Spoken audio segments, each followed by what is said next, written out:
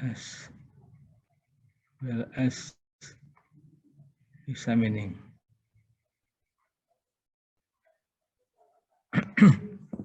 Jadi ilmu adalah sesuatu yang ditangkap oleh indera. Pengetahuan. Tapi ilmu pengetahuan adalah pengetahuan yang sudah disistematikan, to be systemized dengan metodologi. Nah, maka ada yang disebut pengetahuan realitas, lalu ada pengetahuan konsekuensi menurut menurut Wittgenstein. Pengetahuan realitas itu adalah pengetahuan yang tertangkap oleh indera. Ya.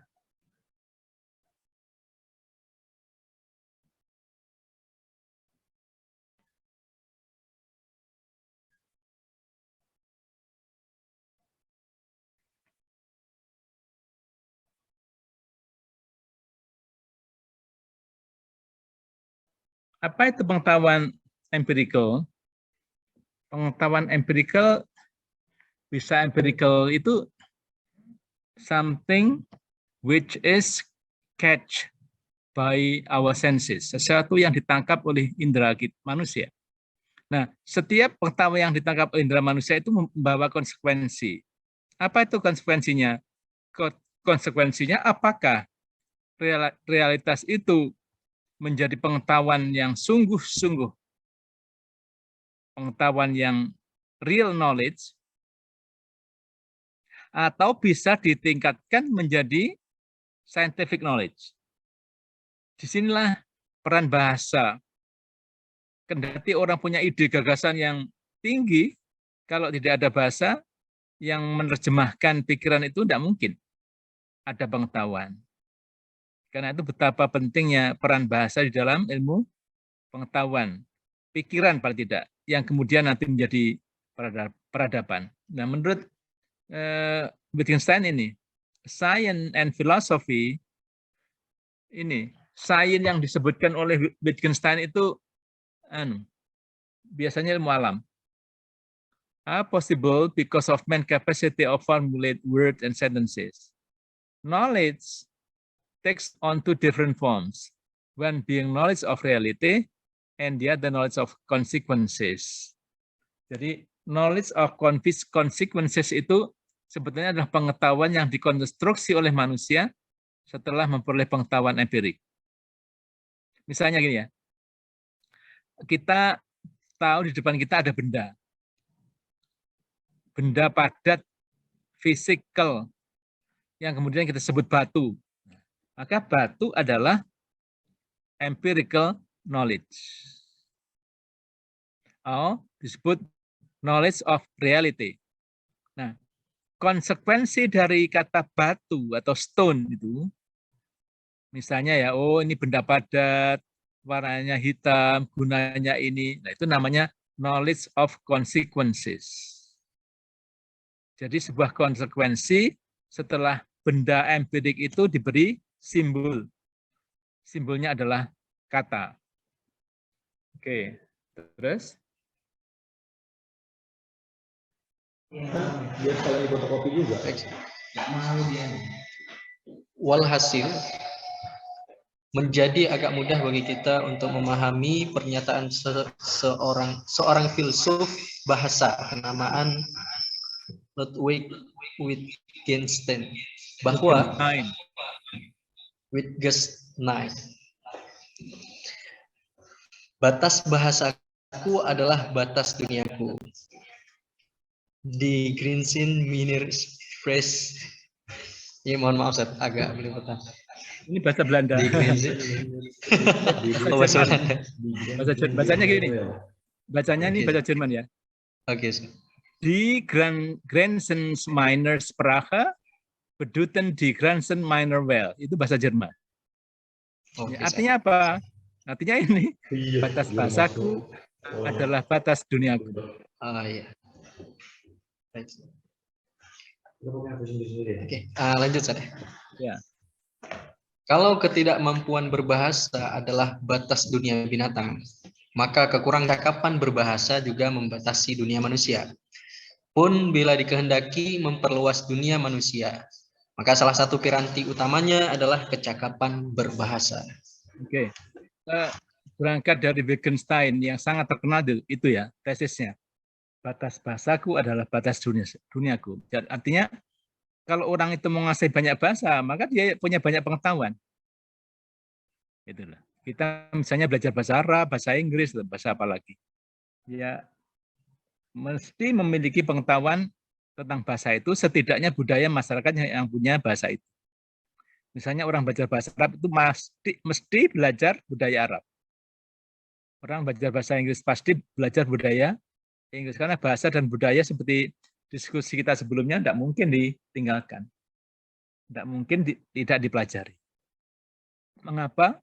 Bahasa adalah anak sah peradaban, anak sah kebudayaan. Jadi sampai ada kalimat batas, sebetulnya batas bahasaku itu ya batas duniaku. Maka kalau kita menguasai bahasa sangat baik, maka pengetahuan kita tentang bahasa itu dan pengetahuan yang ditulis dalam bahasa itu mesti baik. Orang tidak mungkin bisa memahami Al-Quran dengan baik kalau tidak menguasai bahasa Arab, saya gitu. Maka pengetahuan kita tentang Al-Quran sangat tergantung penguasaan kita dalam bahasa Al-Quran. Karena bahasa Al-Quran itu bahasa Arab, ya bagaimana kalau tidak menguasai bahasa Arab? Itu maksudnya ya. Nah ini sudah dua, sudah Thomas Hobbes, sudah, terus Wittgenstein, sekarang Cassirer.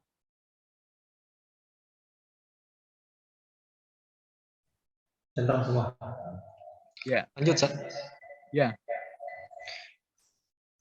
Ernest Cassirer menggeser lokus kajian filosofisnya pada persoalan hubungan antara bahasa dan pemikiran. Hasilnya, meskipun pada bidang kajian yang berbeda, mengingatkan tengara Emil Durkheim tentang kekhususan seorang pemikir luar biasa. Ya, jadi ini Ernest Cassirer ini juga orang Inggris.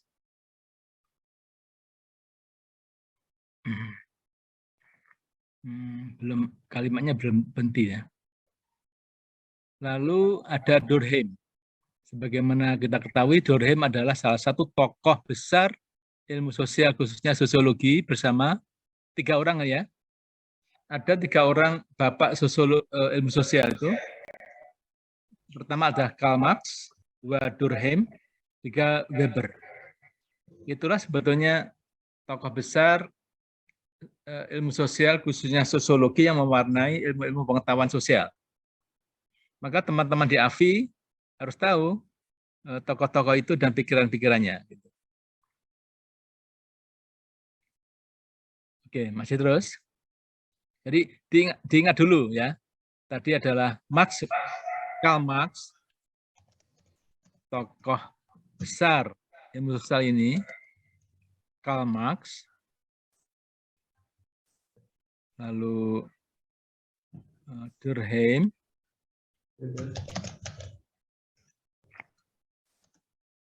lalu Weber.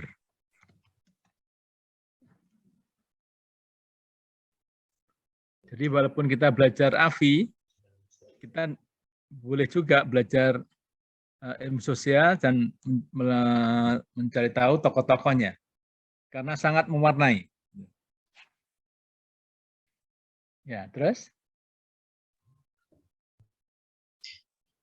Memang Ernest Cassirer juga melahirkan suatu simpulan yang berbeda dari kecenderungan pemikiran awam.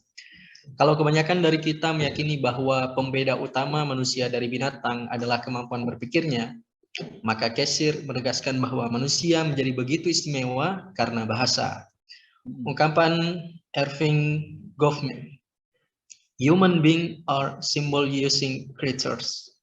Symbol using creatures. Jadi menurut Goffman, manusia adalah makhluk pengguna simbol. Baik. Pada dasarnya sama dan sebangun dengan penyebutan Kesir bahwa manusia adalah animal symbolicum. Ya, jadi ini para filosof itu punya istilah sendiri-sendiri ya untuk memberi simbol tentang manusia. Menurut Cassirer, manusia adalah animal symbolicum. Manusia itu binatang, tapi yang bisa membuat simbol. Simbol itu maksudnya bahasa. Goffman, manusia adalah using simbol using creatures. Artinya manusia itu makhluk pengguna simbol. Ya, tadi kalau ada tokoh lain yang menyebut manusia adalah Homo sapien. Ya. Homo sapien itu makhluk berpikir namanya. Jadi diingat-ingat aja ini kalau Cassirer animal symbolicum, kalau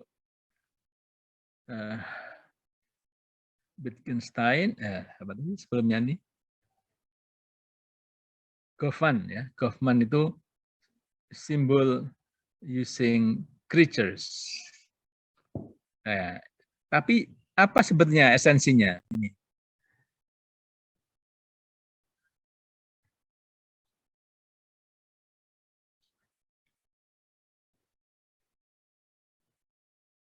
Kan?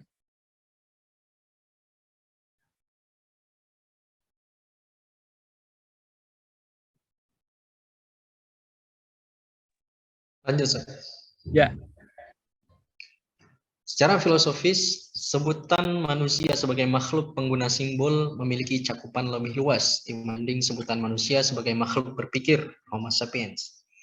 Karena hanya bila menggunakan bahasa, maka manusia bisa berpikir dan dengan runtut, teratur, canggih, dan abstrak. Lebih lanjut, semua prestasi kolektif manusia seperti khasanah pengetahuan keilmuan, kemajuan peradaban, serta keadiluhungan budaya hampir pasti tidak bisa diwujudkan tanpa peran bahasa sebagai prasyarat utama. Iya. Nah, ini Homo sapien. Ini ada istilah Homo sapien. Jadi ada 3 ya. Pertama adalah Homo symbolicum, lalu simbol using creatures, lalu Homo sapiens. Dengan bahasa maka manusia bisa berpikir runtut, teratur, canggih, abstrak. Bahkan dengan bahasa prestasi manusia yang lama itu bisa dikumpulkan menjadi kemajuan bersama dengan kemampuan pengetahuan hari ini bisa menjadi peradaban. Jadi peradaban hakikatnya adalah kumpulan pengetahuan sebelumnya ditambah pengetahuan saat ini yang sangat maju. That is civilization. Dan lagi-lagi peradaban semacam itu terjadi salah satunya adalah karena peran bahasa. Oke. Lanjut. Tanpa bahasa, maka tiada pula kemampuan manusia untuk meneruskan nilai-nilai, pola-pola perilaku, dan benda-benda budaya dari satu angkatan kepada angkatan penerusnya. Lebih dari itu, tanpa bahasa boleh jadi juga akan jauh lebih sulit membayangkan terjadinya pengayaan budaya melalui pertukaran antar kelompok masyarakat. Ya, maka tanpa bahasa tidak ada pula kemampuan manusia untuk meneruskan cerita kita yang lalu itu tidak bisa sampai sekarang. Ya. Peradaban nenek moyang kita yang lalu, budaya yang lalu, kalau nggak ada bahasa nggak bisa diturunkan kepada generasi yang ada sekarang. Termasuk benda-benda budaya. Dari suatu generasi ke generasi berikutnya kan disampaikan lewat bahasa. Contoh misalnya Candi Borobudur. Kalau nggak ada bahasa kan nggak ada cerita tentang Candi Borobudur. Yang ada ya hanya fisik begitu aja, batu-batuan ditumpuk itu. Tapi sejarahnya bagaimana, kapan didirikan, oleh siapa, apa filsafatnya, apa tujuannya itu kan semua terekam dalam bahasa. Itu maksudnya. Maka tanpa bahasa bisa dibayangkan betapa sulitnya kita membayangkan terjadinya pengayaan budaya. Jadi pertukaran antar kelompok juga tidak bisa. Peristiwa-peristiwa masa lalu juga tidak bisa terserap. Tidak bisa terdengar oleh generasi yang berikutnya. Itulah peran penting bahasa menurut filosof bahasa. Oke, terus. Sebegitu jauh, bahasa telah memberikan sumbangan paling pentingnya bagi umat manusia. Namun demikian, sebagaimana diuraikan oleh Michael Polanyi, seorang filsuf berkebangsaan Hongaria, terdapat paradoks hubungan antara bahasa dan pengetahuan. Di satu sisi, bahasa memungkinkan manusia untuk berbagi, mewariskan, dan mengembangkan hasil buah pemikiran, yang diantaranya adalah pengetahuan. Di sisi lain, karena sifat dasar yang juga tak terelakkan, ternyata bahasa juga cenderung menyederhanakan kenyataan yang seharusnya bisa dipaparkan, dijelaskan, dan bahkan diramalkan secara apa adanya oleh ilmu pengetahuan. Ya. Jadi sampailah kita ke filosof keempat. Tadi kan Thomas Hobbes sudah, Cassirer sudah, Wittgenstein sudah. Sekarang namanya Michael Polanyi. Ini sangat terkenal orang ini. Seorang filosof berkebangsaan Hongaria. Jadi menurut Polanyi, terdapat paradoks antara bahasa dan pengetahuan. Di satu sisi bahasa itu memungkinkan manusia untuk mewariskan pengetahuan, mengembangkan pikiran, dan lain-lain. Di sisi yang lain, bahasa itu ternyata memiliki sifat reduksionis. Jadi menyederhanakan kenyataan yang seharusnya bisa dipaparkan, dijelaskan, dan bahkan diramalkan secara apa adanya oleh ilmu pengetahuan. Menyederhanakan karena bahasanya bisa menyimpulkan. Diingat, ketika kita menyimpulkan sesuatu, sebetulnya kita tanpa sengaja kita menghilangkan yang lain. Jadi tatkala kita mendefinisikan sesuatu, itu sebetulnya pada saat yang sama sesuatu yang lain itu tertinggal. Misalnya ya, kebahagiaan adalah bla bla bla bla bla gitu ya, didefinisikan gitu. Itu apakah definisi itu sudah otomatis menyatakan semua realitas tentang kebahagiaan? Tidak. Ada informasi atau substansi tentang kebahagiaan yang tidak katut. Maka itu disebut menyederhanakan. Disebut apa? To simplify. Menyederhanakan. Sehingga bahasa itu reduksionis. Artinya itu. Maka Polanyi menyebut ini paradok. Di satu sisi peran bahasa seperti itu, tapi di sisi yang lain, bahasa juga menyederhanakan fakta, menyederhanakan realitas. Gitu ceritanya.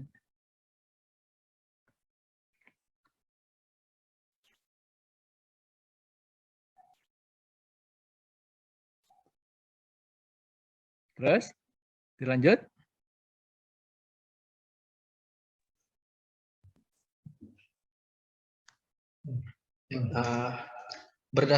Berdasarkan tinjauan matra bahasa pula, Michael Polanyi menggolongkan dua jenis pengetahuan manusia.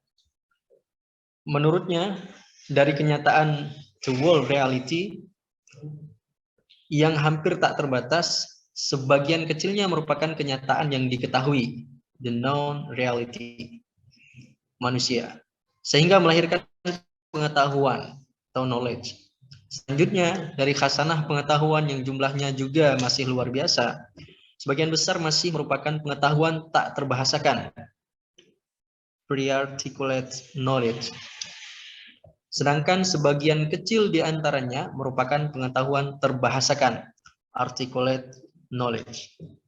Konsekuensinya, tak mungkin menarik kesimpulan lain, kecuali bahwa manusia pada dasarnya mengetahui lebih banyak daripada yang bisa diucapkan. We know more than we can say. Ya, nah ini ya, sebetulnya inilah inti perkuliahan filsafat bahasa. Ya, jadi gagasan Polanyi ini menjadi inti penting dari kuliah kita ini.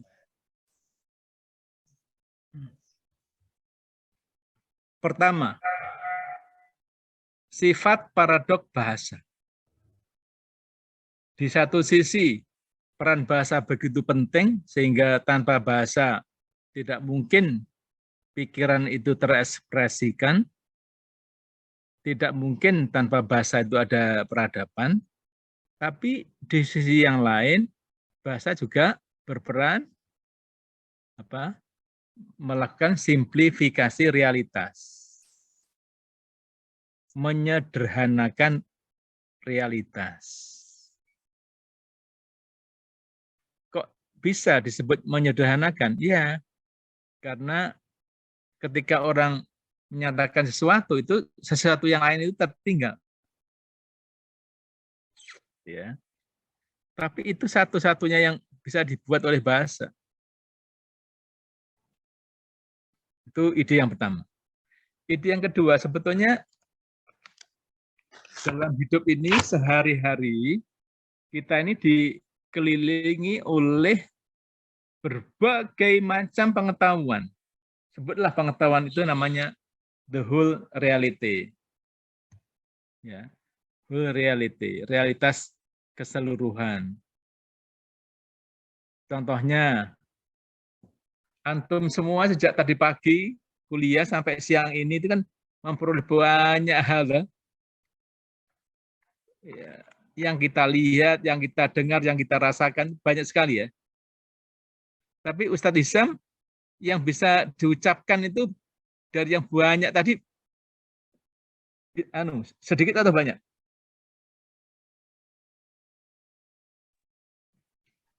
Sedikit. Sedikit sekali ya. Nah, yang kita ketahui itu, jadi yang kita ketahui, yang bisa kita ucapkan, dan yang sesungguhnya terjadi itu tidak sama. Gitu. Yang sesungguhnya terjadi itu namanya whole reality, realitas keseluruhan. Dari yang keseluruhan itu, yang bisa diketahui manusia lewat indranya sedikit sekali. Apalagi yang bisa diucapkan. Yang diucapkan itu namanya articulated knowledge.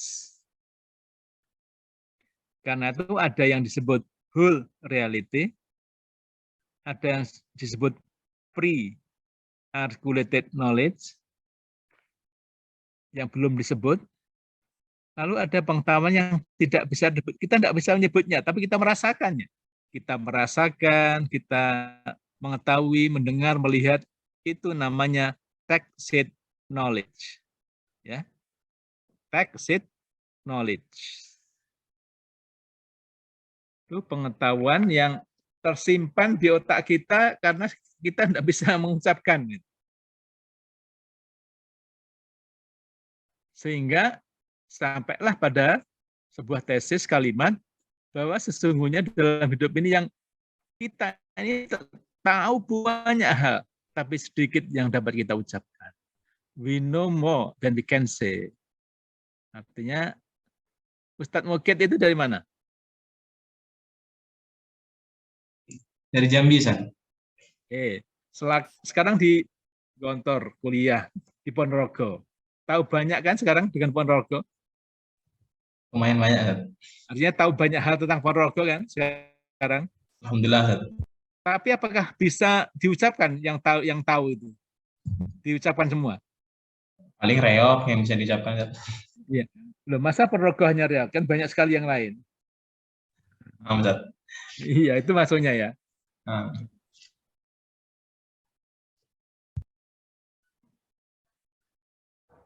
Jadi ada namanya whole reality, ya. Ada whole reality, ada pre-articulated reality, dan ada tacit knowledge of reality.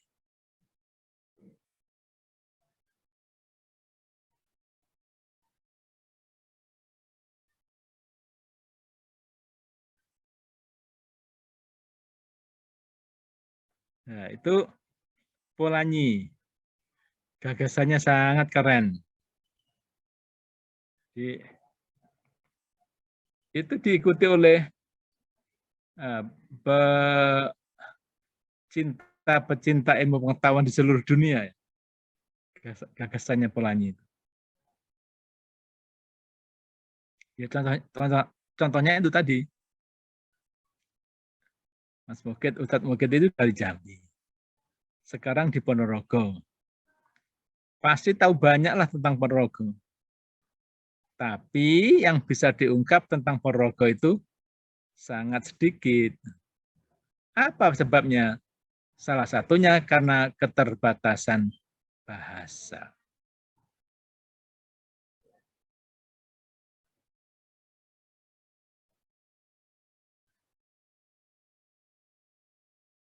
Oke. Ini bola di whole reality.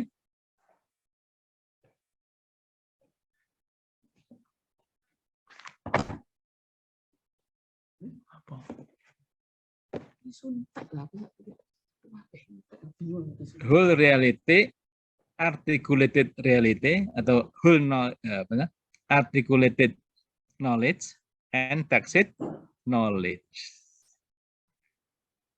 Nah, yang disebut pengetahuan itu adalah sesuatu yang terungkap. Mengapa? Sesuatu yang sudah terungkap itu bukan hanya milik kita, itu miliknya publik. Itu.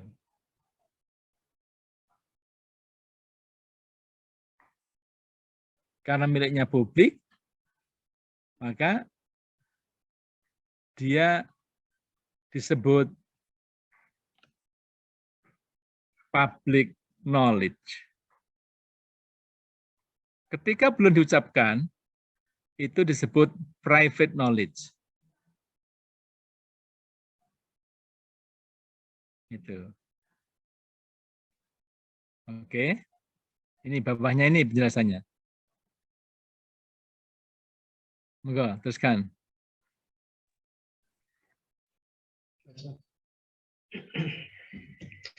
Apa yang sehari-hari kita bincang sebagai pengetahuan mengacu pemikiran Polanyi. Tidak lain adalah pengetahuan yang terbahasakan. Setiap butir dari khasanah pengetahuan manusia semula berasal dari pengetahuan pribadi, personal knowledge. Hanya dan hanya bila pemilik pengetahuan mampu membahasakan pengetahuan pribadinya, maka pengetahuan jenis ini bisa menjadi pengetahuan objektif. Dalam arti bisa dibahas dan bahkan diuji oleh orang lain. Walaupun demikian, tetap saja masih begitu banyak pengetahuan manusia yang tetap tinggal menjadi pengetahuan pribadi yang tak terbahasakan. Pengetahuan kita tentang segala rasa seperti pedas, manis, asin, dan lain-lain, misalnya, masih saja gagal kita tingkatkan derajatnya menjadi pengetahuan terbahasakan. Ya.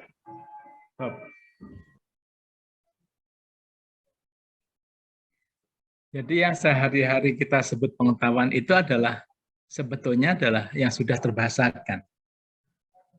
Ya. Kalau belum terbahasakan itu sifatnya mirip personal knowledge. Masih pengetahuan pribadi. Tuh. Seperti misalnya ya, orang menulis karya ilmiah.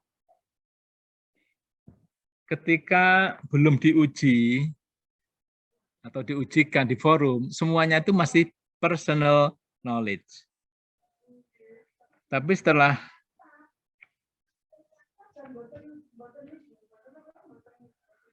diuji, kan banyak orang tahu. Akhirnya menjadi public knowledge. Public knowledge itu mesti yang sudah terbahasakan. Oke.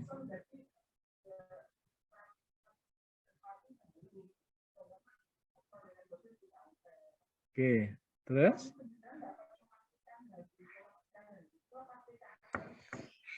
Kenyataan tentang kegagalan manusia untuk membahasakan seluruh pengetahuan yang mereka miliki memaksa kita untuk menyimpulkan bahwa di samping begitu berjasa di dalam mengembangkan pengetahuan manusia, ternyata begitu terbatas kemampuan bahasa untuk digunakan sebagai piranti pengungkap seluruh pengetahuan manusia.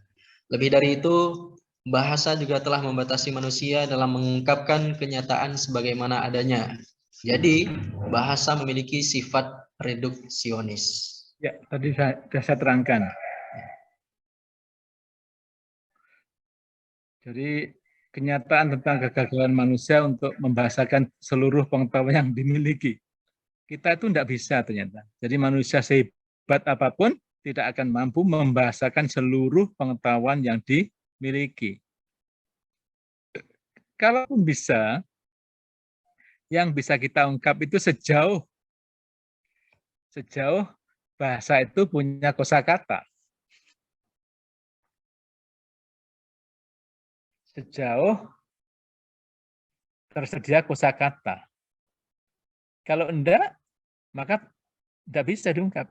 Maka salah satu tugas ilmuwan, termasuk yang belajar di AFI, adalah membahasakan realitas yang belum punya kosakata. Itu tugasnya ilmuwan itu.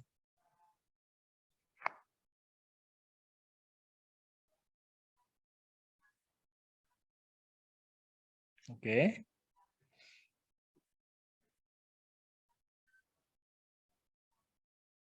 Lebih dari itu, bahasa juga telah membatasi manusia dalam mengungkapkan kenyataan.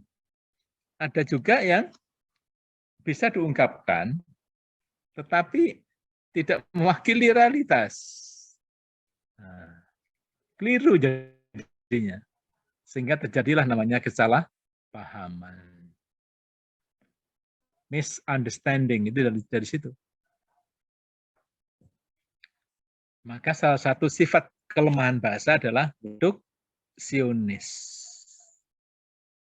Oke. Ini contoh reduksionis. Ustadz Husna, bisa meneruskan?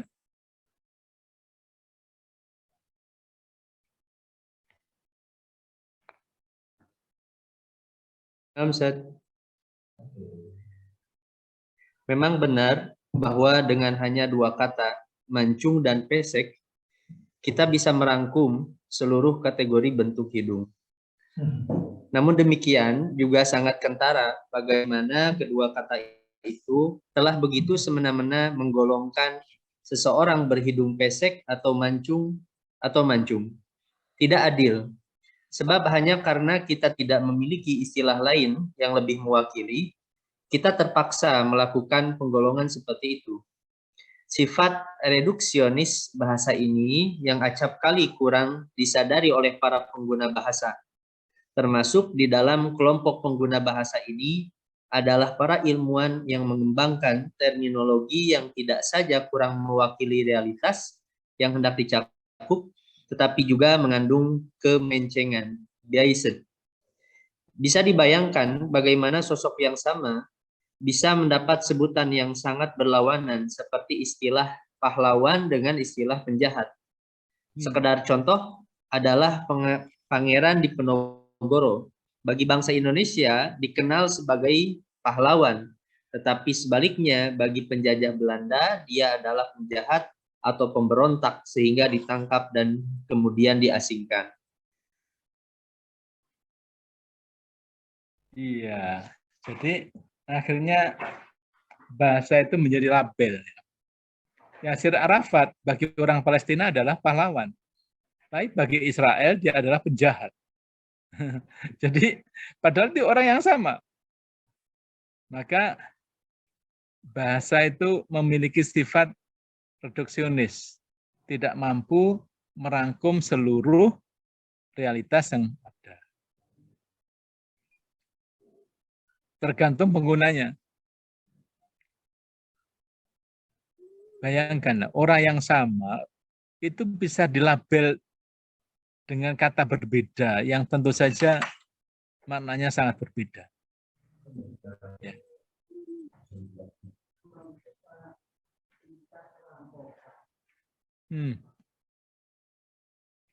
Nah, terus? Diletakkan dalam konteks kebahasaan di Indonesia, kita bisa semakin memahami mengapa bahasa Indonesia belum bisa tampil sebagai bahasa keilmuan secara memuaskan bila dibandingkan dengan bahasa Inggris atau bahkan bahasa Arab. Ketebalan kamus ketiga bahasa ini saja sudah mampu menggambarkan tingkat kekayaan kosakatanya. Karena lema entry, kata bahasa Indonesia masih sedikit bila dibanding bahasa Inggris. Maka secara logis bisa disimpulkan bahwa penggunaan bahasa Indonesia dalam bidang keilmuan berpotensi mengakibatkan reduksionisme berlebihan.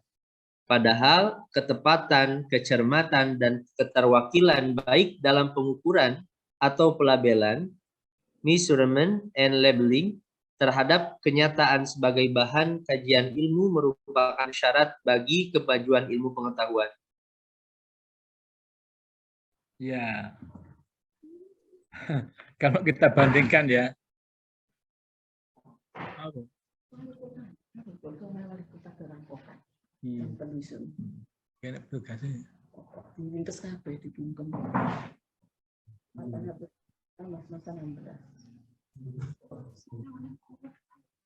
jadi betapa bedanya bahasa Arab, bahasa Inggris, bahasa Indonesia.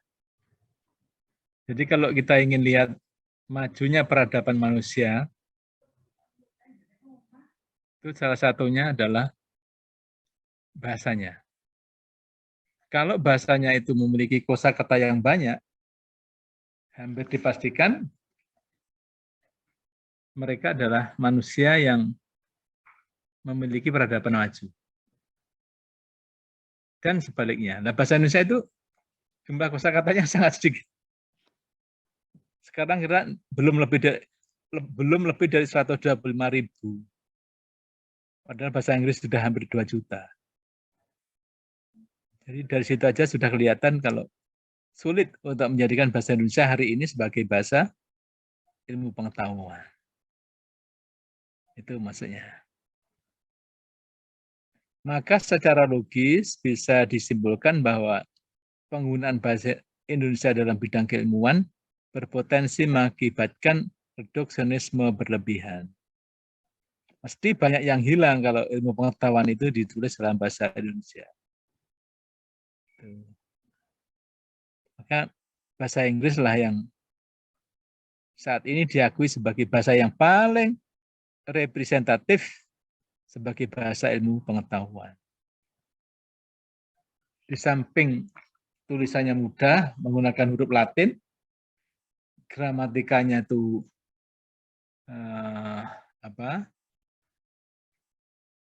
fix sekali, nggak molah-malih, gitu. Kemudian logika berpikir bahasa Inggris yang sangat jernih, jelas. Terus, keterbatasan bahasa Indonesia sebagai bahasa ilmu pengetahuan masih diperparah dengan kecenderungan umum retorika bahasa Indonesia. Pemetaan oleh Suseno Kartomiharjo yang disampaikan ketika memberikan sambutan promosi seorang calon doktor pendidikan bahasa Inggris pada program Pasca Sarjana Universitas Negeri Malang 26 Februari 1998 menunjukkan bahwa retorika bahasa Indonesia diwarnai oleh cara penyampaian maksud yang terselubung. Pokok pembicaraan dalam retorika gaya Asia termasuk bahasa Indonesia tidak dinyatakan secara langsung dan dilihat dari beberapa sisi. Ya, kalau dipetakan di dunia ini sekarang ada kurang lebih 7.000 bahasa.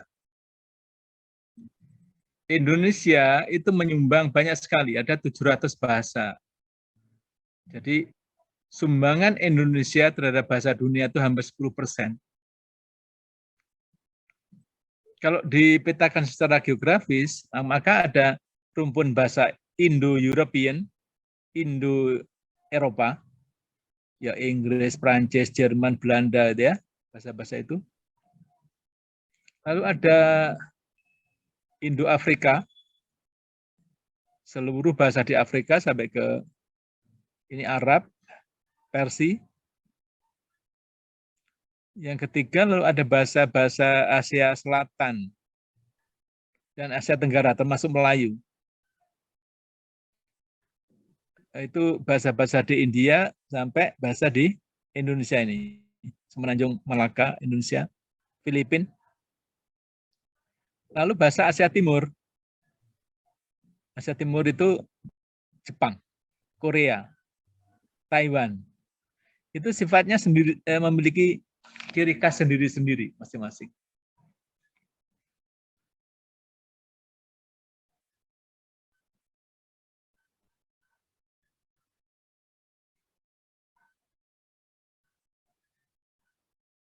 Jadi kalau bahasa Eropa itu yang terkenal dengan logikanya, logic, lalu to the point.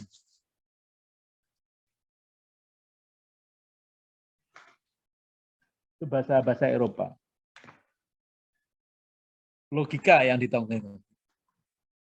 Kalau bahasa Arab itu tergantung situasi, mana yang penting, mana yang tidak penting itu tergantung situasi.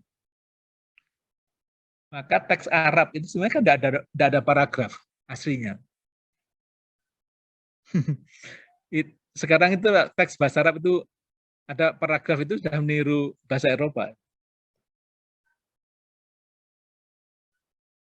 Kemudian bahasa Asia Selatan termasuk bahasa Indonesia ini, bahasa yang ini tadi, bahasa enggak terus terang. Jadi maksud yang sesungguhnya itu terselubung. Lalu bahasa Asia Timur itu menggambarkan budayanya bahwa mereka bisa hidup ketika mereka berkelompok. Maka huruf kanji itu modelnya itu kan huruf Jepang, kanji, Korea itu kan mengelompok-kelompok gitu hurufnya. Sebetulnya dari 7.000 bahasa di dunia ini bisa dipetakan hanya jadi 4. Gitu. 4 namanya peta bahasa dunia. World Language Map. 4 peta bahasa dunia.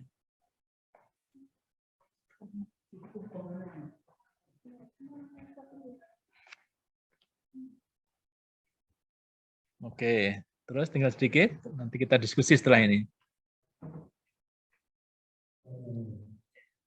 Dalam kehidupan politik, misalnya, kita masih mengalami kesulitan ketika menjelaskan makna demokrasi seperti makna asalnya, dan kemudian mempraktikkannya dalam kehidupan berbangsa dan bernegara.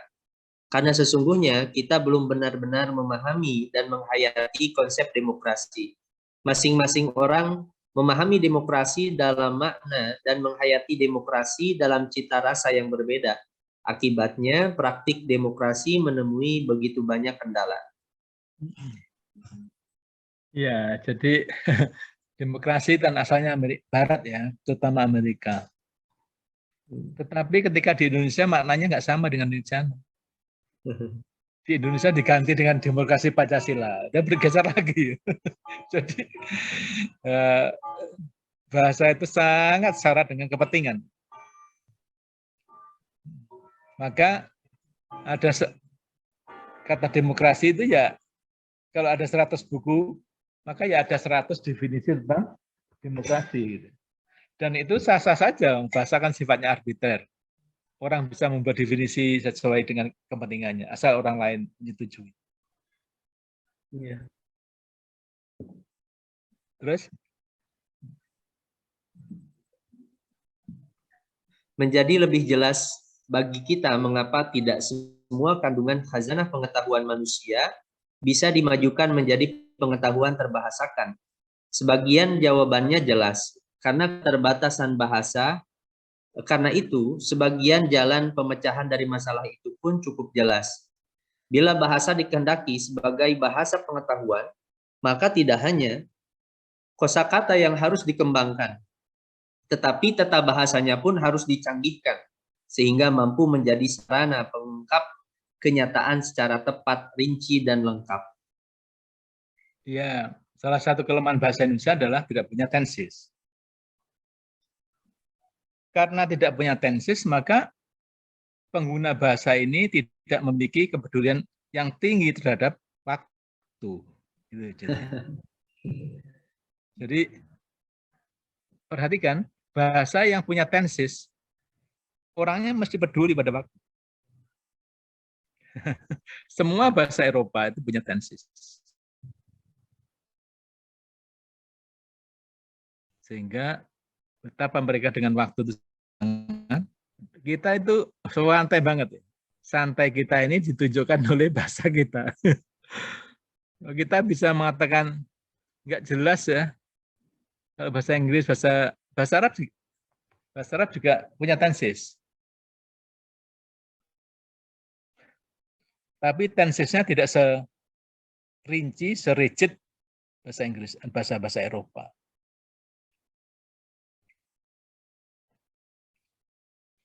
Dulu sebetulnya kalau kita belajar peradaban, bahasa itu pertama dimulai dari tidak tahu bahasanya apa, yang ditiru oleh bahasa Arab itu adalah bahasa yang cara menulisnya dari kanan ke kiri, ya berarti bahasa Arab. Itu bahasa paling awal. Kemudian seiring dengan kemajuan peradaban, ada yang berusaha nulis dibalik dari kiri ke kanan, lalu jadilah bahasa Latin itu. Nah, ternyata ini nulis dari kanan ke kiri ke kanan itu juga pertaruhan peradaban.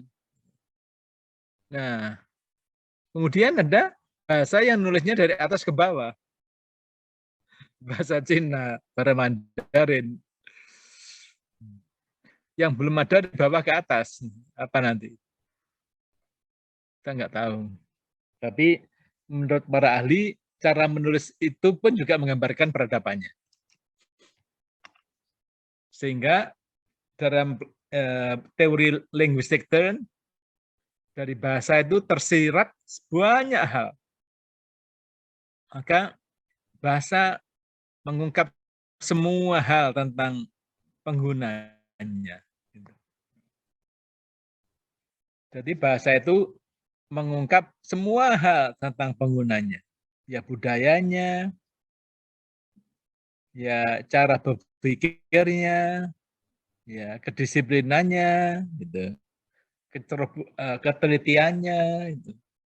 Pola pikirnya. Oke, terus terakhir.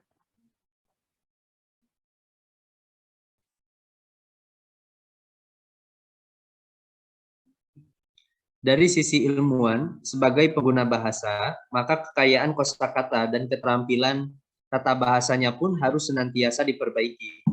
Semakin banyak kosakata yang mereka miliki, serta semakin terampil mereka menyusun kalimat, maka semakin mungkin bagi mereka untuk mempersembahkan pengetahuan pribadinya, agar bisa diterima menjadi bagian dari khazanah pengetahuan terbahasakan.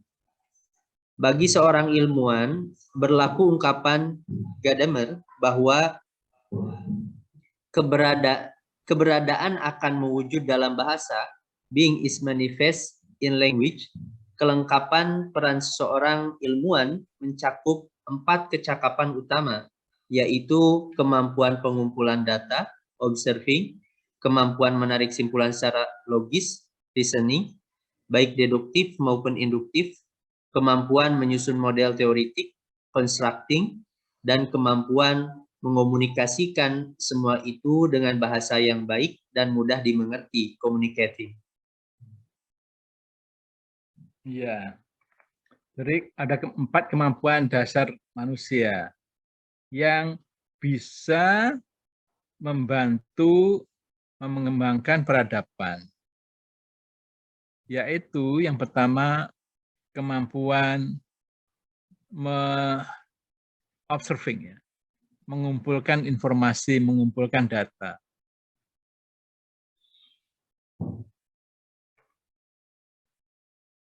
Jadilah namanya observation. Ada kemampuan bernalar, namanya reasoning. Yang ketiga, ada kemampuan menyusun teori, namanya constructing. Dan terakhir, kemampuan menyampaikan kepada orang lain, namanya communicating. Peran-peran semacam itulah yang diemban oleh bahasa di dalam mengembangkan peradaban. Oke, sekarang kita diskusi. Mungkin ada pertanyaan yang ingin disampaikan. Silakan. Saya, Ustaz. Ya. Ini ada pertanyaan. Kalau Ya. misalnya bahasa itu tadi disampaikan bahwa bersifat reduksionis, Ya. berarti terjemah apapun terhadap bahasa apapun itu sebenarnya tidak bisa mewakili teks asli.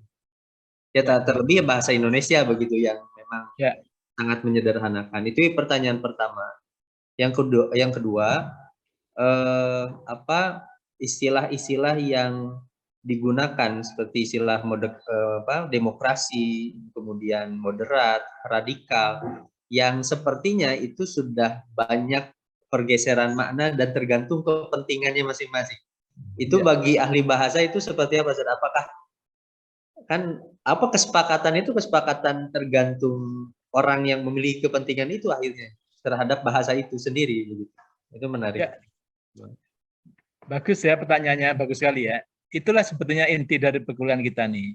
Pertanyaan salah satunya itu. Betul. Terjemahan itu hanya realitas kira-kira. Jadi tidak pernah bisa mewakili realitas utuh. Maka sebenarnya tidak ada satupun bahasa ini yang bisa diterjemahkan ke satu bahasa ke bahasa yang lain secara utuh. Apalagi menerjemahkan budaya, tidak bisa.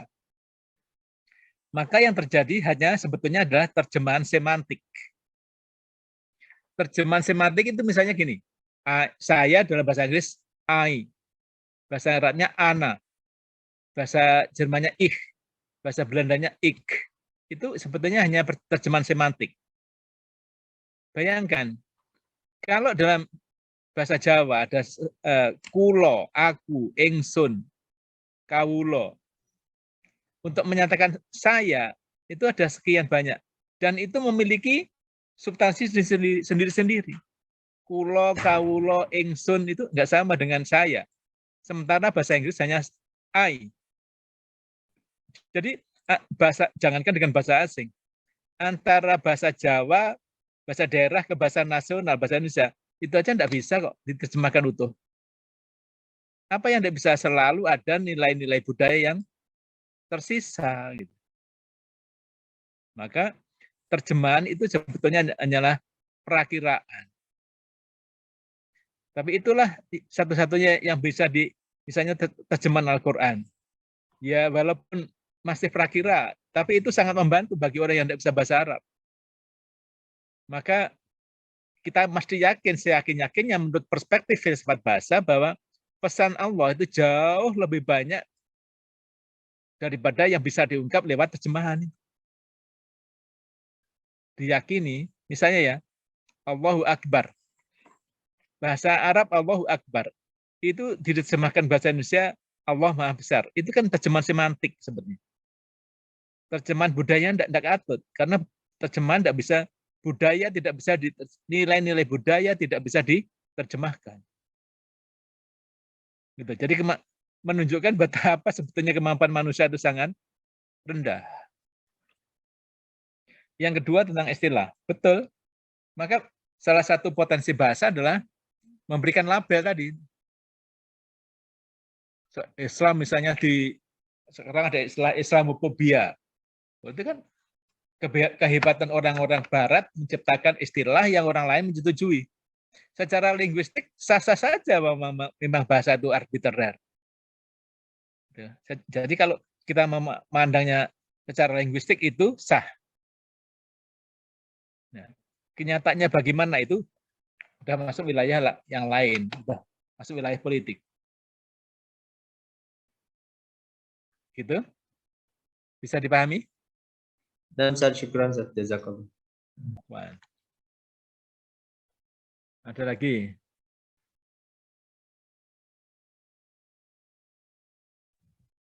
Ana Ustaz, ingin izin bertanya. Ya.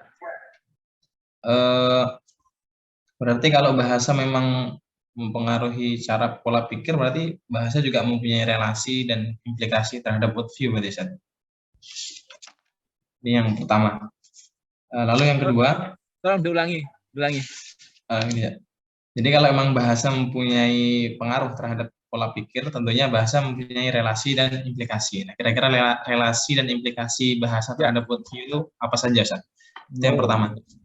Yang kedua, tadi saya menyampaikan bahwasanya bahasa ilmu pengetahuan itu harus mampu mewakili realitas yang ada.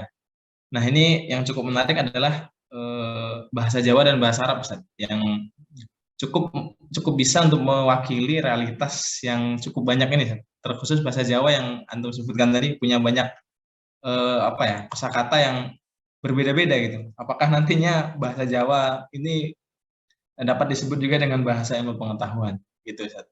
Ya, sekedar diskusi aja yang ini. Syukran. Ya.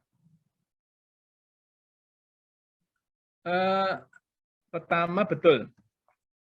Bahasa itu berpengaruh pada pola pikir. Orang yang menguasai bahasa Inggris, pasti pola pikirnya itu terpengaruh dengan misalnya ketepatan waktu, ya, apresiasi terhadap waktu, komitmen terhadap waktu, lalu pola pikir yang lurus gitu ya. Maksudnya tidak berbelok-belok itu. Linear gitu, tidak berbelok-belok. Itu kalau penguasaan bahasa Inggrisnya sangat baik, berpengaruh betul. Apalagi nulis. Gitu. Saya sudah lama sekali belajar bahasa Inggris, maka kalau saya menulis, kalau bahasa Indonesia, itu saya mesti menggunakan ini logika Inggrisnya mana. Ya, saya gunakan logika Inggris, karena pasti benar itu. Subjek predikatnya itu jelas sekali. Nah, kedua, misalnya bahasa Jawa lebih kaya daripada bahasa Indonesia dalam hal budaya saja. Tapi bahasa Jawa tidak memiliki kosakata yang cukup untuk mewakili ilmu pengetahuan.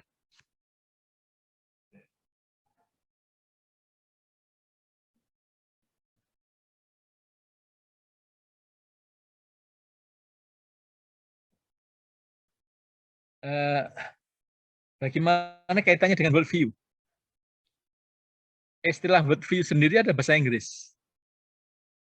Yang itu kalau diterjemahkan ke dalam bahasa Indonesia adalah pandangan dunia, mesti terjadi reduksi. Maka agar utuh, sebut saja tetap worldview. Jadi kalau orang bertanya apa sih worldview? Worldview itu kurang lebih adalah pandangan dunia. Bagi orang yang tidak pernah belajar worldview, bingung. Apa yang disebut pandangan dunia? Ya. Jadi sekali lagi, terjemahan itu bukan menyamakan makna bahasa. Karena tidak pernah bisa sama. Jadi di dunia ini ada 7.000 bahasa. maka tidak akan pernah ada satu bahasa dengan bahasa keduanya itu yang bisa diterjemahkan secara utuh. Makanya terjemahan apapun, sehebat apapun, oleh siapapun, itu hanya kurang lebih, more or less sifatnya. Maka kembali ke 4 filsuf tadi, untuk mengetahui realitas yang sesungguhnya, bukan lewat terjemahan. Terjemahan itu hanya pintu saja. Maka cara yang lain adalah menguasai bahasa yang digunakan oleh realitas itu. Misalnya ingin memahami Al-Quran dengan baik, ya pelajari bahasa Arabnya. Tapi di sini juga lalu ada batasan. Satu-satunya orang yang bisa menguasai bahasa adalah pemilik bahasa itu. Ini tesis penting, teori penting. Jadi saya ulangi, satu-satunya orang yang bisa menguasai bahasa adalah pemiliknya.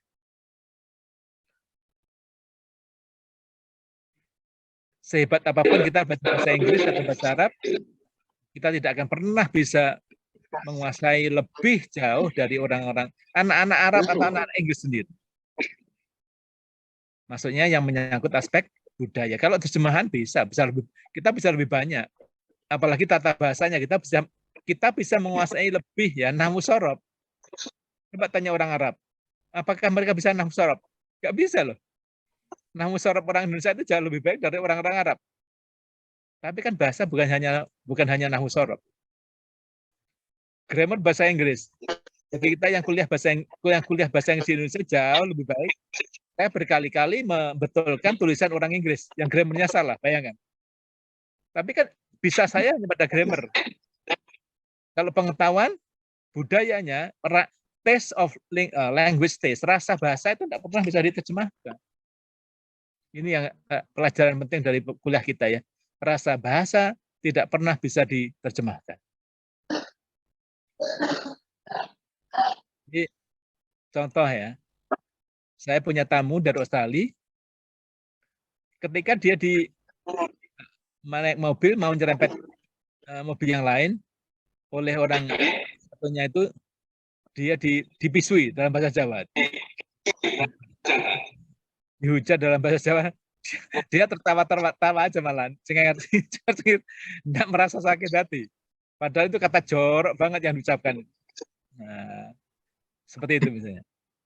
Sama dengan orang Inggris itu orang Barat ya, yang berbahasa Inggris itu terheran-heran di Indonesia banyak tulisan banyak tulisan fuck, F-U-C-K. Bagi kita kok biasa-biasa saja gitu loh. Padahal di sana tuh jorok banget. Orang Inggris saja, orang Barat saja jarang sekali mengucapkan kata itu karena itu jelek banget. Di sini, di mana-mana, di jembatan-jembatan, di ruang-ruang publik itu banyak tulisan fuck. Iya. Itu contohnya. Karena itu sekali lagi terjemahan itu hanya makna kurang lebih. More or less meaning, bukan sesungguhnya. Bukan utuh, ya. Kembali terkait dengan worldview tadi, saya menyarankan jangan mengubah kata worldview menjadi pandangan hidup, pandangan dunia. Tetap aja worldview, karena begitu kita terjemahkan bergeserlah maknanya. Gitu. Seperti ini dah istilah penelitian itu, kan asalnya research. Research itu kan read and search. Artinya search again and again. Nah, ketika di Indonesia kan menjadi penelitian atau studi atau kajian, oh beda jauh maknanya. Seperti itu. Oke. Menarik ya. Sahabat bahasa. Ya. Ada lagi? Set, mau nanya, Set. Ya. Apakah dengan adanya penetapan bahwasanya bahasa Inggris itu adalah bahasa internasional, kemudian warga Indonesia khususnya yang pelajar ini menerapkan bahasa itu dalam keseharian, bahkan berlomba-lomba untuk memiliki nilai IELTS yang tinggi. Karena bahasa itu adalah bagian dari budaya, apakah tidak berdampak kepada budaya tersebut yang akhirnya pun mewarnai budaya Indonesia yang memang kental dengan kultur-kultur yang memiliki nilai yang tinggi. Jadi apakah tidak mereduksi nilai-nilai kesopanan, karena memang kalau bahasa Inggris sendiri kan di sana nilai-nilai budaya, adab sama santunnya kurang. Apakah nggak berdampak kepada yang ke kita ini? Apakah tidak sampai ke situ? Yang ingin saya tanyakan demikian. Cara mandangnya begini. Tatkala kita belajar bahasa asing, sebutlah bahasa Inggris. Itu dalam konteks dua, pergaulan dunia dan ilmu pengetahuan. Itu aja. Dalam konteks, karena mau tidak mau kita ini warga dunia. Sehingga diaspora, suatu kali orang tidak nyaman di Indonesia itu bisa ke tempat lain dengan mudah. Dan tidak ada orang melarang. Orang tidak akan mati-matian bela negaranya kalau negara itu tidak memberikan kebahagiaan. Ini fenomena ini sudah ada. Anak saya sendiri tidak mau di Indonesia, malah di Belanda karena tidak merasa nyaman di Indonesia. Misalnya gitu. Dan itu banyak sekali. Terutama anak yang kuliah di luar negeri itu tidak mau pulang karena sudah merasakan kenyamanan di sana. Jadi yang kedua, untuk ilmu pengetahuan, andai bahasa Inggris bukan bahasa ilmu pengetahuan, kita tidak perlu belajar bahasa Inggris. Untuk apa? Gitu ya. Jadi sifatnya untuk pengembangan ilmu pengetahuan. Nah, kalau kita bisa memilah ini, memikirkan dengan cara ini, maka nggak ada pengaruh pada budaya. Yang jadi persoalan ketika orang bangga dengan bahasa asing itu. Sebetulnya nggak perlu. Karena itu bahasa daerah, satu-satunya bahasa yang mencitrakan diri kita itu bukan bahasa Indonesia, tapi justru bahasa ibu kita ini. Bahasa ibu kita, bahasa pertama yang kita kuasain. Itulah citra diri kita. Jadi, bolehlah orang menguasai 10 bahasa, tapi sifatnya itu untuk pergaulan dunia dan untuk mempelajari ilmu pengetahuan. Kita belajar bahasa Arab, tidak untuk menjadi orang Arab, tapi untuk belajar agama Islam, karena bahasa agama Islam itu dalam bahasa Arab, itu loh, Al-Quran dan hadis. Jadi konteksnya begitu. Ya, jadi itu Mas Maulana. Jadi harus bisa menjelaskan perbedaan. Ya. Untuk pergaulan dunia lah, kita ini karena dunianya global. Maka kalau kita tidak bisa bahasa asing, ya gimana gitu? Tidak bisa bahasa asing, tidak punya teman. Jadi dalam konteks itu, yang benar itu, yang benar. Oke, oke. Satu lagi boleh, Ustaz? Ya. Apakah ada dampak negatif atau apakah dampak daripada bahasa asing itu sampai menjadi bahasa serapan yang dipakai keseharian kita? Apakah ada dampak sangat sampai kamus gitu, Ustaz? Ya, sangat. Lagi-lagi, bahasa itu alat yang paling efektif untuk orang luluh hatinya. Jadi bahasa itu salah satunya alat yang paling efektif untuk meluluhkan hati orang. Orang mau marah itu tidak jadi ketika kita bisa meredam dengan bahasa yang halus. Maka otomatis serapan-serapan dari bahasa asing ke bahasa asing ke satu bahasa itu berpengaruh pasti. Yaitu risiko dari bahasa yang masih miskin. Dan bahasa Indonesia tergolong bahasa yang sangat miskin dari kosakata. Apalagi tata bahasanya. Sampai-sampai orang asing mengalami kesulitan belajar bahasa Indonesia karena kemudahannya bahasa Indonesia. Bukan kemudahannya, karena simplicity-nya, kesederhanaannya bahasa Indonesia itu menyulitkan orang asing belajar bahasa Indonesia. Aneh ya. Jadi orang asing itu mengalami kesulitan belajar bahasa Indonesia justru karena bahasa Indonesia terlalu sederhana. Gitu. Misalnya kita mengatakan saya pergi sayalah pergi. Itu orang asing bingung bedakannya gimana nih, kok semuanya benar. Oke. Ya. Ya, maka kemajuan bangsa itu tidak harus diukur juga dengan bahasanya.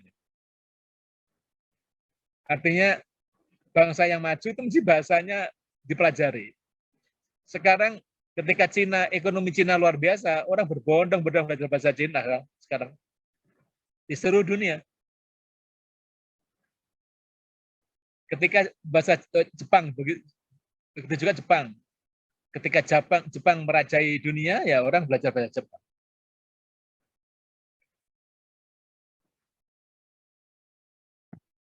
Karena itu bahasa sulit dipisahkan dari kemajuan dan politik suatu bangsa. Oke? Satu lagi boleh, Seth? Boleh. Apakah mungkin Seth, untuk ke depan ini kita bisa mengadopsi bahasa-bahasa yang mungkin serapan kemudian untuk menambah kosakata di kamus? Seth? Apakah itu sebuah hal yang mungkin, Seth?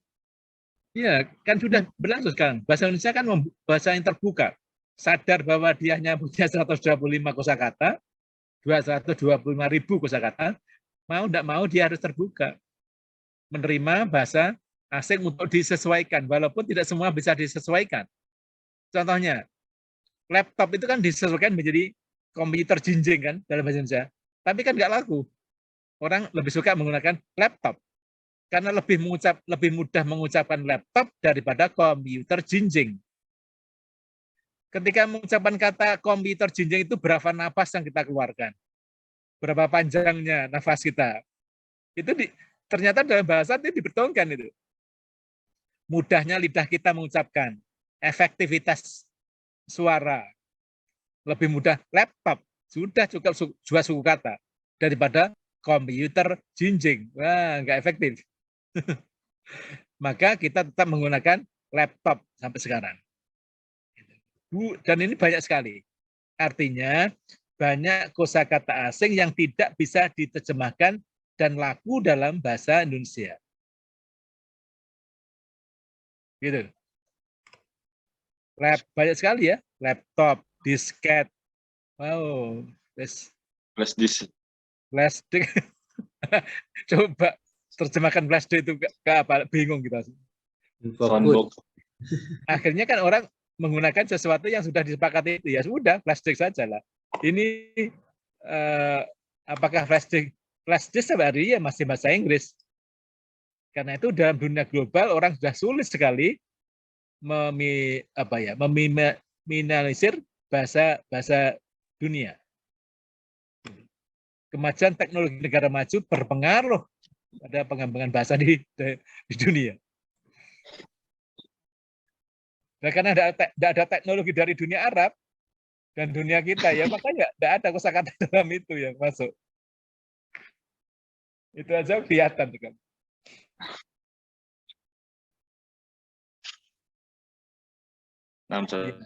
Cukup kasiran. Gimana? Cukup kasiran. Afan, ada lagi? Izin bertanya, Ustadz. Fadol. Bismillah, Isminada.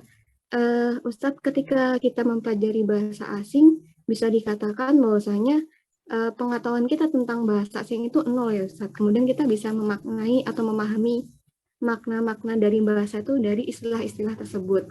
Nah, apakah ketika kita mempelajari bahasa asing itu kita pasti akan terkena reduksi dari makna-makna bahasa asing tersebut? Jika iya, lantas apakah ada cara supaya kita tidak tidak terkena dari reduksi mana tersebut, Ustaz? Terima kasih. Karena jelas sekali. Misalnya ya, 3 kosakata dalam bahasa Indonesia good morning, bahasa Indonesianya selamat pagi, bahasa Arabnya sabahul khair. Ternyata orang Inggris good morning itu tidak sama dengan selamat pagi. Ya, kalau selamat pagi, good morning jadi selamat pagi itu baru namanya makna semantik, terjemahan semantik. makna yang sesungguhnya tidak sama. Realitas yang sesungguhnya. Wong di barat itu good morning itu begitu 0,1 menit itu sudah good morning. Maka kalau di barat pertandingan sepak bola jam 1 malam itu orang mengatakan, ya good morning. Karena morning ini dimulai dari 00 gitu, waktu 00. Yang kita selamat malam atau selamat petang. Misalnya gitu. Jadi ada pergeseran makna ini. Bagaimana caranya? Ya semakin kita belajar bahasa itu kan semakin hari kan bisa mendekati makna yang sempurna. Yang mendekati ya. Karena kesempurnaan makna bahasa itu hanya milik pemilik bahasa itu saja. Allah itu sangat adil, ya sudah. Kamu hanya bisa lina arafu, mengetahui saja, tidak akan pernah bisa menguasai sebagaimana pemilik bahasa itu. Contoh ya, di Belanda ada universitas jurusan bahasa Jawa. Satu kali ada wisuda, mahasiswa terbaiknya itu disuruh pidato dalam bahasa Jawa. Di tayangan TV beberapa tahun yang lalu. Saya lihat kebetulan. Nah, setelah menyebutkan ya, jenengku siapa gitu loh. Umpama jenengku Ellen, aku wong Londo, ya, itu bahasa Jawa. Aku belajar basa Jawa, aku seneng macam-macam. Aku seneng budaya Jawa. Terakhir itu apa? Dia mengatakan wis yo. Kok wis yo? Wis yo itu sebenarnya terjemahan dari goodbye. Yang bagi orang Belanda diterjemahkan menjadi wis yo, bagi kita kan aneh sekali. Contohnya gitu. Jadi goodbye itu diterjemahkan ke dalam wis yo. Ya, jadi pasti ada pergeseran. Pengetahuan kita tentu hari demi hari akan bertambah kalau kita terus mempelajarinya. Oke? Gitu, Jadi Ustazah? Ustaz, kita sebagai pembelajar bahasa asing itu juga berpotensi sebagai pemilik bahasa ya Ustaz. Maksudnya kita mampu untuk memberikan pemaknaan sendiri dari yang kita pahami dari bahasa asing tersebut. Kita boleh memaknai, tapi apakah orang lain setuju? Ini persoalannya. Nah, kalau orang lain tidak setuju kan nanti disebut itu menjadi pengalaman privat. Kalau privat apa gunanya? Jadi kita memaknai itu mesti agar juga diterima oleh orang lain gitu. Kalau tidak diterima menjadi melahirkan kesalahpahaman, misunderstanding dan berujung konflik. Misalnya kita pesan kopi, tapi yang ditawarkan air putih, apa enggak? Jadi kacau gitu. Misalnya gitu. Karena itu boleh membuat makna sendiri asal disetujui oleh orang lain. Gitu. Nah, untuk disetujui itu kan proses. Punyakah kita kemampuan membuat makna yang disetujui orang lain? Itu pertanyaan dasar sekali. Ya. Kalau tidak punya, ya ikut. Akhirnya ikut orang lain. Gitu. Ngikuti. Karena itu bahasa adalah ada sarana berpolitik yang luar biasa. Gitu. Oke. Ada lagi? Nah, Ustaz, jazakumullah khair. Afwan.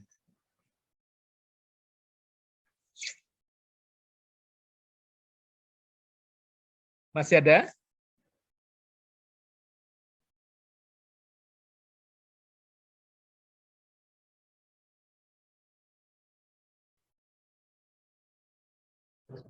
Hadir Ustaz, mohon diizin Ustaz. Ya. Jadi begini Ustaz, di Gontor ini kan kita diajarkan untuk menguasai dua bahasa asing bilingual language, Ya. yaitu bahasa Arab dan Inggris. Ya. Nah, dan di Gontor seseorang itu dikatakan dia itu maju atau berkembang dan dikatakan modern apabila mampu menguasai kedua bahasa tersebut. Terus tadi saya mendengar jika kita semakin banyak mengadopsi bahasa asing, maka bahasa ibu kita itu akan tereduksi secara sedikit demi sedikit gitu, Ustaz. Terus apakah indikator bahwasanya bahasa seseorang itu dikatakan berkembang atau modern? Apakah karena kemampuannya dalam berbahasa asing ataukah bagaimana? Ini saya agak bingung di sini. Sebenarnya.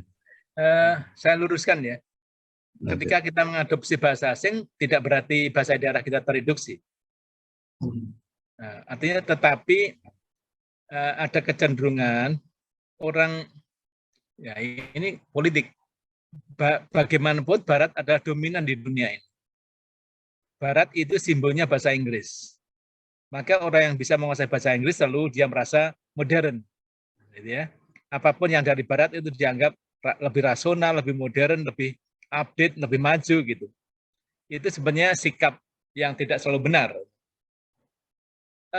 Mengadopsi istilah asing tidak bisa dihindari. Tidak bisa dihindari. Tapi yang penting, tetap penting bagi kita boleh belajar bahasa asing apapun dan itu bagus. Arab, Inggris, dua-duanya bahasa internasional loh ya. Bahasa Inggris sebagai bahasa ilmu pengetahuan modern dan bahasa Arab sebagai bahasa agama Islam. Nah, yang penting jati dirinya tidak berubah. Ustadz Alam ini dari mana? Di NTT, Ustadz. NTT. Ketika Ustadz Alam belajar di Gontor, bahasa Arab, bahasa Indonesia, bahasa Jawa, tidak perlu mengubah jati dirinya menjadi orang Jawa di Gontor. Tetap aja orang NTT.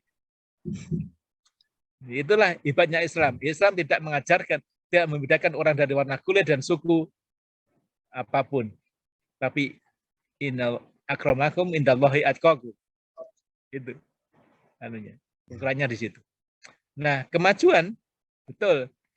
Salah satu indikator orang modern itu ketika dia menguasai bahasa-bahasa modern. Kalau itu ya. Jadi orang modern itu salah satunya menguasai bahasa-bahasa modern. Sebab kalau orang menguasai bahasa modern itu bisa komunikasi dengan dunia luar dengan luas. Ya. Tetapi jangan melupakan ini di Indonesia ini. Kalau sudah belajar bahasa asing lalu meninggalkan bahasa daerah itu yang tidak boleh. Daerah. Bahasa daerah yang mati. Di NTT itu banyak yang mati loh bahasa daerahnya. Sampai ke Papua, itu Ambon, Papua itu banyak yang bahasa daerah tinggal beberapa orang penuturnya. Nah, itu kecelakaan budaya bagi kita, peradaban. Karena menciptakan bahasa itu susahnya bukan main. Ya, jadi Ustadz Alam tetap berbahasa daerah di luar bahasa Inggris dan Arab. Itu maksudnya gitu. Bahkan nanti kalau udah berkeluarga punya anak, ajari dong itu bahasa Jawa, bahasa apa? Daerah. Maaf, saya punya cucu ya. Saya punya cucu tinggalnya di Belanda. Karena ibu orang tuanya di sana. Jadi, tapi saya tetap karena kamu orang Jawa, harus anaknya dipelajari bahasa Jawa. Jadi dia belajar bahasa Inggris, bahasa Jerman, bahasa Belanda, bahasa Indonesia, bahasa Jawa 5. Bisa tuh ternyata. Bisa. Jadi kalau ke saya, tidak usah bahasa Inggris, bahasa Jawa saja. Ternyata bisa. Sikap itulah mesti yang kita bangun. Itu Ustadz Alam ya. Benar pas Gontor itu saya pas banget. Belajar bahasa Inggris menguasai dunia, belajar bahasa Arab menguasai Islam. Wah, keren banget. Oke, ada lagi? Terus Ustaz, Afan Ustaz, jika bahasa Arab dan Inggris tadi kan untuk memegang dunia dan agama, Ustaz. Kalau ada nggak Ustaz, indikator yang bisa membuat bahasa personality kita itu menjadi berkembang dan modern begitu, Ustaz. Contohnya bahasa daerah tadi, Ustaz. Indikator apa yang membuat bahasa kita itu dikatakan berkembang dan bahkan mungkin bisa mempengaruhi hal-hal lain seperti itu. Ya, sebuah bahasa akan menjadi bahasa modern ketika dia memiliki kekuatan. Bangsa itu memiliki kekuatan pertama ekonomi dan ilmu pengetahuan. Pasti akan menjadi bahasa modern. Yang kedua, bahasa itu luas, simple, praktis. Kalau bahasa Jawa susah menjadi bahasa modern. Karena tulisan bahasa Jawa itu sangat tidak efektif. Bayangan tulisannya kayak gitu. Dibanding Latin kan jauh sekali. Atau tulisan-tulisan huruf-huruf lokal di dalam bahasa daerah di Indonesia ini susah menjadi bahasa modern. Karena tidak praktis. Belum lagi berurusan dengan gramatikanya. Wah, sulit banget. Menurut saya tidak perlu upaya modernisasi bahasa lokal. Bahasa lokal biar tumbuh apa adanya saja. Yang penting jangan hilang, gitu. Jangan mati gitu. Mengapa? Karena kematian bahasa itu kematian peradaban manusia.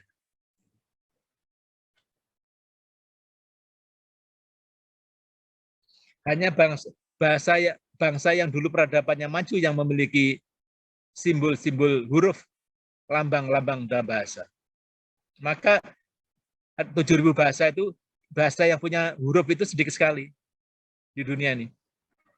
Ya, bahasa Arab, bahasa Persia, bahasa Jepang, bahasa Inggris, Latin. Bahasa Inggris tidak punya, yang punya Latin.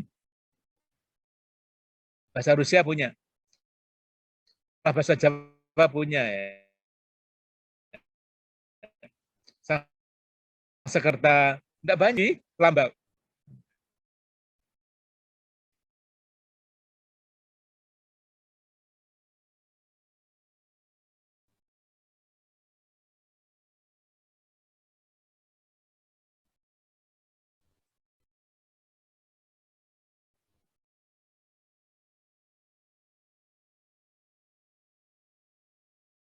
Ada lagi? Ya. Insya Allah.